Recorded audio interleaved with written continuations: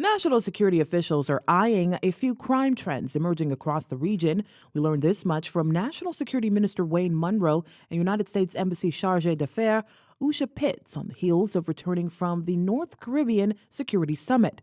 Among the list of trends emerging in the region, money laundering through cryptocurrency. Just as cash is legitimate and has legitimate uses, but cash also has illegitimate uses. The same applies to crypto.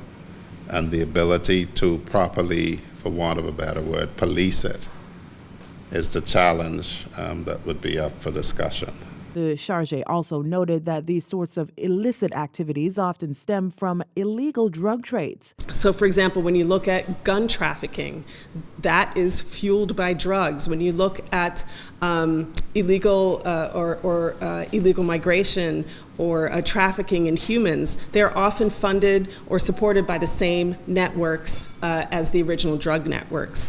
I think there's a whole new financial sector that is spawned by the drug trade, so i.e. money laundering. And money laundering can be supported by totally new sectors like crypto that we hadn't ever considered might be part of money laundering a few years ago. Synthetic opioids was also an emerging trend, something that Pitts says is already spiraling out of control in the United States. 5 years ago, we had something like 30,000 overdose deaths in the United States, and 5 years later, it is well over 100,000. So it's a massive problem in the United States, and what that does is it fuels these corollary problems. These drugs, these synthetic opioids, are being made in other countries. So right now they're mostly being made in Mexico, but we have already found pill presses in the Bahamas.